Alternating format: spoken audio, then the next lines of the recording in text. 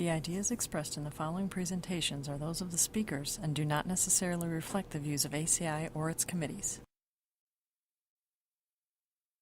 ACI web sessions are recorded at ACI conventions or other concrete industry events and will be made available for viewing free of charge for 1 week. Thereafter, they will be archived on the ACI website or added to ACI's online CEU program, depending on their content. You can earn continuing education credits through ACI's online CEU program. Visit www.concrete.org to register. ACI conventions provide an opportunity for networking and for keeping up to date with the latest in concrete technology and practices.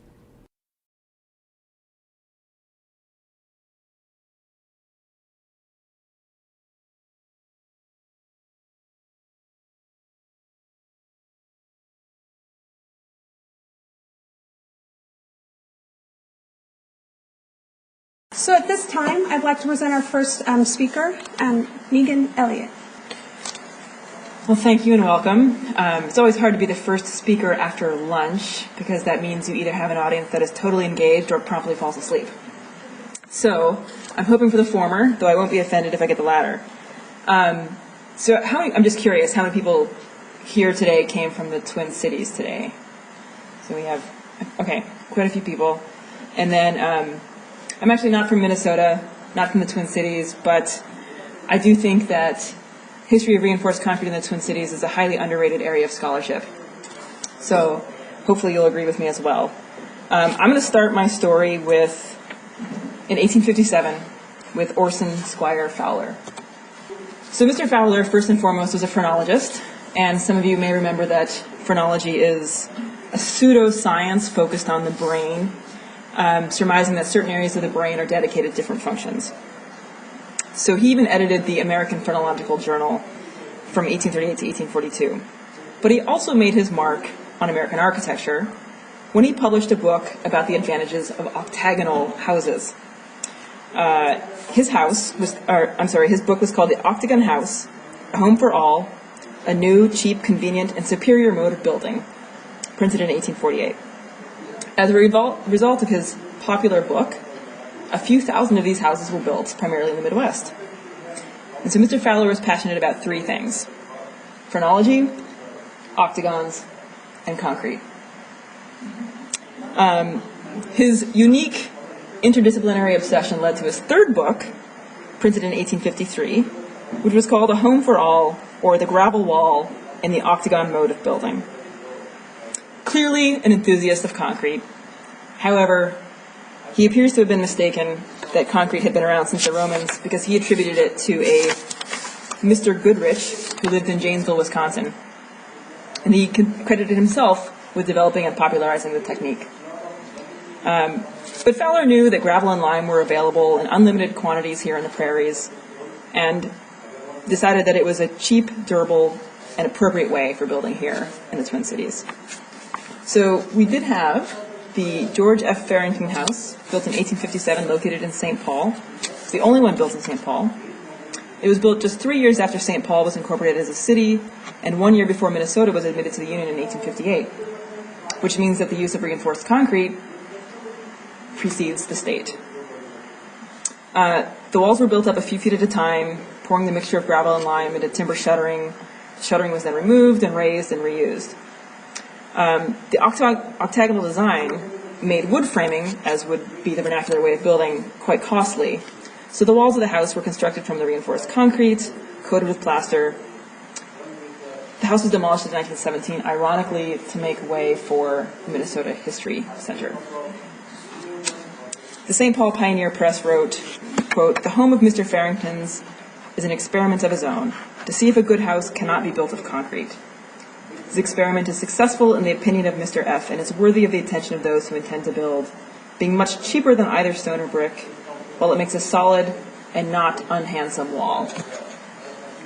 Oddly enough, Fowler's interest in, let's call them, octagonal storage vessels for people preceded our next innovation in concrete, which was circular storage vessels for grain. So this is a local historic landmark located just outside of Minneapolis, actually in St. Louis Park. still standing, and some of you might recognize it by the Nordicware sign that's painted on it today. This was the first reinforced concrete grain elevator, sponsored by Mr. Peavy, who was well known in the grain industry, and he had a desire for a fireproof grain elevator, because certainly the wood elevators at that time were prone to catching fire and therefore difficult and costly to insure. So this elevator was initially built to 68 feet tall, which is where that red line is shown. It truly was an experiment. It was filled with grain one time, emptied the following year. Later on, it was added to be 125 feet tall, though by that point, Peavy was too busy with his grain elevators in Duluth. They never actually filled it with grain again. But it was this local experiment that made reinforced concrete grain bin construction possible. And this was a patent from Charles F. Hagelin, local Minneapolitan concrete contractor. And it was actually this technology that allowed reinforced concrete to become the preferred method of grain bin construction, beating out wood, steel, tile, and brick. So like I said, Hagelin, a local contractor, constructed the elevator using slip form construction. He had two concentric circles composed each of 4 pieces, and then the jacking bars in the middle would serve as the actual vertical reinforcement for the structure. A 1906 newspaper article titled "The Concrete Tested in Fierce Blaze" reported on a fire that had destroyed an adjacent wood elevator, saying, quote, "The terrific heat to which the concrete bins were subjected may be imagined when it is stated that the heat broke glass and windows of half a mile away, across the bay, from where the plant is located. Yet there is not the slightest sign of cracking in any part of the concrete walls, nor was the grain within the bins the least bit damaged." So clearly a success. So our second set of reinforced concrete grain bins in Minneapolis is the Washburn Crosby Elevator Number 1, 1908, also built by Hagelin with the Hagelin Star Company. So this time, now instead of just one bin, we have 15 bins. This is actually, the particular set of elevators I'm talking about is on the far left, this set here. So you have the bins that rise to about 100 feet, and then the head house on top rises another 100 feet. This other set of bins was a bit later in construction. And then below the bins, the concrete extends 34 feet below grade. So certainly a massive concrete structure. The bins are still here today, national landmark, part of the Mill City Museum. A recent stabilization project revealed that the vertical reinforcement was in fact those jacking rods that were used to raise the slip forms, spaced anywhere from 4 feet to 10 feet on center. And then the horizontal reinforcement, literally quarter-inch rods, were spaced anywhere from 12 inches on center down to half an inch, somewhat randomly throughout the structure. So Hagelin constructed many of our local prominent concrete landmarks. Some of you may know the Minneapolis Chamber of Commerce, which is now part of the Grain Exchange, the Metropolitan Bank Building, the Orpheum Theater, and the residences of George Peavy, Frank Peavy, Franklin Crosby, many other prominent citizens at that time, all wanting to live in concrete homes. So Minneapolis was rapidly becoming a concrete Atlantis, and a concrete Atlantis was a term coined by Rainer Banham, an architectural historian, and he used this to describe this American industrial aesthetic that was becoming popular in our urban cities. And he actually goes on to say and theorize that this industrial aesthetic influenced the international movement of architecture in Europe. So it was in this world where we had the industrial aesthetic and plenty of concrete that Claude Allen Porter Turner, one of our more famous local engineers, was working, otherwise known as Cap Turner. So Cap Turner came to Minneapolis in 1897 with the American Bridge Company, and he started his own business in 1901, calling himself a designer, an engineer, and a contractor for concrete work. So Turner was an engineer, he was an entrepreneur, he was a writer, he was a critic, he was a professional leader, and he always had a colorful personality. So Turner is commonly but debatedly credited with the reinforced concrete flat slab. And as I said, Turner was a writer, and he very quickly broke reinforced concrete down into 4 types. In the upper left-hand corner, he's showing what he called Type 1. And Type 1 is a one-way slab, beams, girders, columns, and he said that this was really just an imitation of wood construction. And quite frankly, it was inappropriate for concrete. In the lower left corner, he had Type 2. This is a one-way slab spanning the simply supported beams. And he said this was still unacceptable because you weren't taking advantage of the monolithic properties available in concrete. Type 3 in the upper right-hand corner, well, this was okay. In fact, Turner actually built a couple of buildings of this type, and this is a two-way slab spanning to beams and to columns. But the preferred, the best, and really the only way anyone should build out of concrete was the system that he patented, which is the mushroom flat slab shown in the lower right-hand corner. And he wrote, in general, any type of independent beam construction is totally unsuited for a building of any considerable height. It lacks the monolithic features of true reinforced concrete. So this is Turner's Type 3 system. This is the Northwestern Knitting Company factory, building number 4. It was built in 1904. It was our first reinforced concrete building in Minneapolis. It was also home of the Munzing plated underwear, another local landmark, I might say. Some of the more interesting features of this building, what made it so innovative at its time, Turner had designed these reinforcing frames for columns that were built and then dropped into the formwork, saving time. He used mesh reinforcements for shear. He had a two-way slab for continuous beams, and all of his buildings were load tested. So this one was load tested to 900 pounds per square foot. But Turner's big claim to fame was his mushroom system. And if you're not familiar with his mushroom system, this is what he called the Type 4 system. What it is, it's a four-way reinforced slab. And what makes it distinctive, of course, is the pattern of reinforcing, and then it's also recognizable by those flared column capitals. And there are several theories for why this was called the mushroom system. One, of course, was the pattern of reinforcement around the column head, which can look a little bit like a mushroom. But perhaps the better one is named for the speed at which it popped up all over the country. Turner, as I said, was an entrepreneur and a salesman, and he really pushed the advantages of this system. So in this diagram, this is a diagram from his book showing the mushroom system on the right, conventional building on the left, and he pushed the advantages of this system. So minimal formwork, reduced floor framing depth, simplified lighting and finishing, high capacity, great for warehouses, great for wholesaling, great for manufacturing, more efficient use of materials, better for fire suppression. So this all sounds great. And what could possibly be wrong with Turner's designs? Well, the biggest disadvantage with Turner's mushroom system was its, call it, dubious analytical proof. It was a proprietary system, and Turner had conceptualized this as a slab that cantilevered over the columns. So in his mind, there was little to no stress at the center of the slab.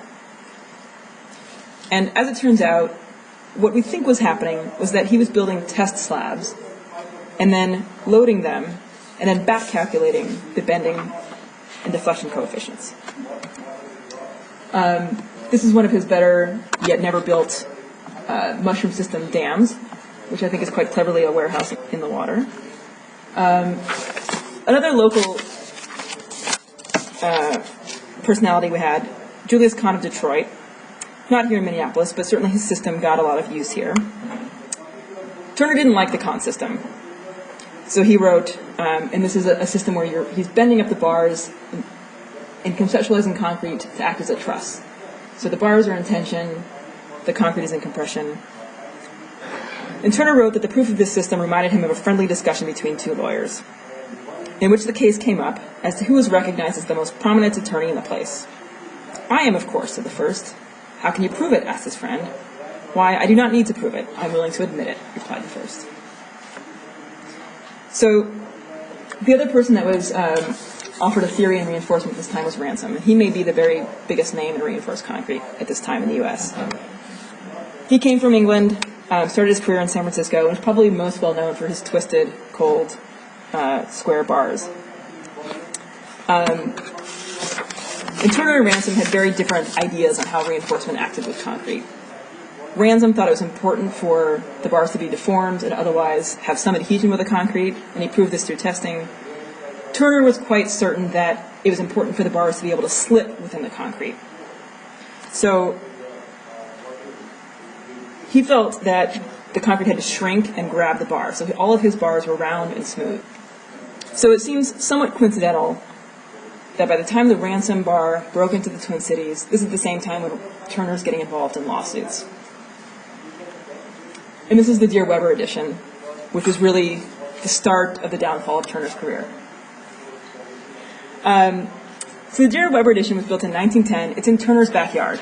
And anyone working in Minneapolis knows that if you're going to build a concrete building in Minneapolis, you're going to ask Turner how to do it. However, the C.M. Leonard Company of Chicago built the building. Not only did they build the building, but they filed a lawsuit for patent infringement because they owned the Norcross patent through an employee. If you know anything about the Norcross patent, it's quite different than Turner's system. But unfortunately, they filed the suit. Turner filed a countersuit. Turner ultimately lost the rights to his design, and that was basically the start of the downfall of his career. So perhaps it was Turner's prominence in Minneapolis, or maybe he was originally selected as the engineer of record, but the Plymouth Building in Minneapolis was mistakenly attributed to Turner.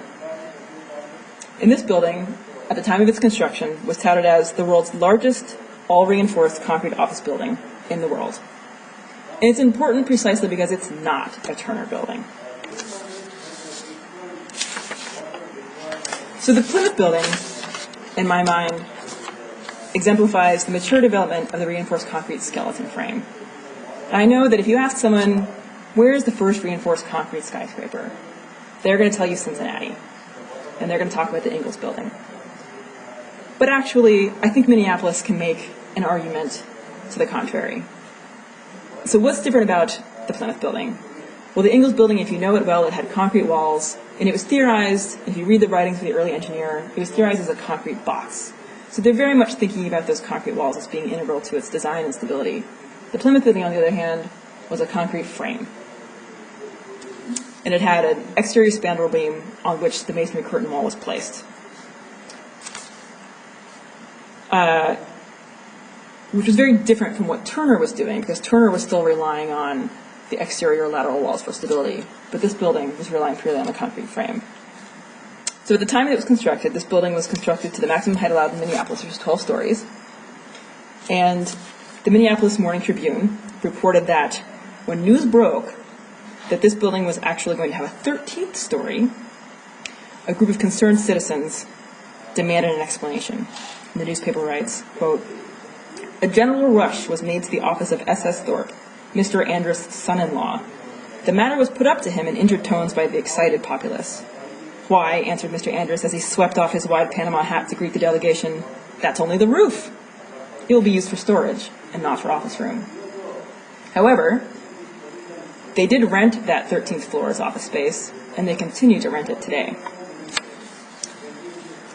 So this skeleton frame that I mentioned was proven not only in the original construction of the building, where the walls were built not from the ground up, but somewhat randomly the masonry was placed, but then again in 1936, when a substantial portion of the exterior was actually removed and replaced. So you can see on the left what the Plymouth Building originally looked like, and then after the recladding in 1936. So an article in 1910 called "The Romance of Ancient and Modern Concrete" acknowledged both the novelty and utility of this design, and it said, "The frame of the building is built separate and distinct from the outside shell. The frame, therefore, will be good for centuries and cannot be demolished except at fabulous expense. The outside, however, can be redressed time and again, just husked like corn every century or two and a new exterior added." So only in the Midwest do you talk about husking a building like corn, but they actually did it. And then in 1936, the newspaper article wrote, "Because it incorporated many designs and structural features in buildings of more recent construction, the modernizing of the building necessitates fewer changes than might otherwise be necessary." So they really were taking advantage of that skeleton frame.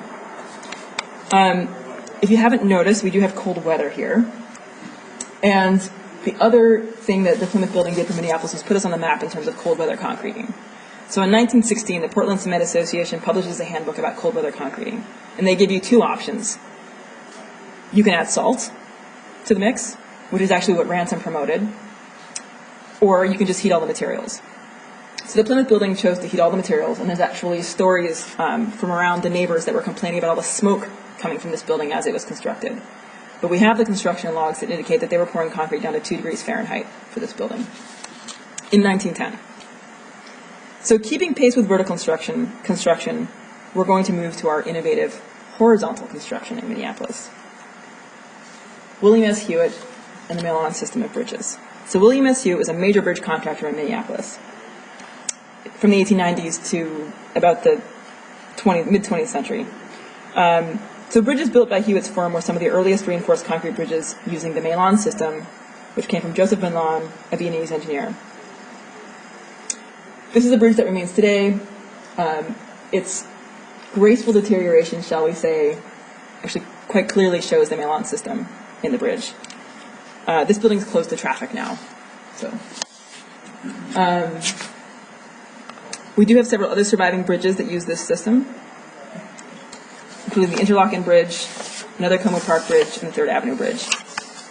And so at this point, we're going to move to our Norwegian portion of the program and talk about all of the Norwegian engineers that we actually had working in Minneapolis. So the last major Milan Ridge-style bridge in Minneapolis, crossing the Mississippi, was the 2,223-foot-long multi-arch bridge designed by Minneapolis city engineer Frederick Kaplan. And this bridge was actually designed to have the arches leap over the plains of weakness in the limestone below. Originally, a steel bridge was proposed, and the city favored concrete, or chose concrete, saying that the concrete bridge proposed is not only desirable from the standpoint of beauty and ornamentation, but also from the standpoint of economy.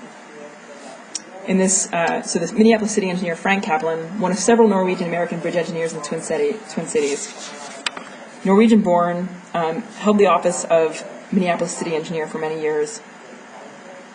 And this is the Kaplan Memorial Bridge. So as engineers, we often like to talk about the biggest, the best, the strongest, the longest bridge, and this is no exception. So when this bridge was built, this was the largest concrete arch in the world. This is the largest rainbow arch in Minnesota, the Robert Street Bridge in St. Paul. And back to Norwegians, we have the inner city Ford Parkway Bridge.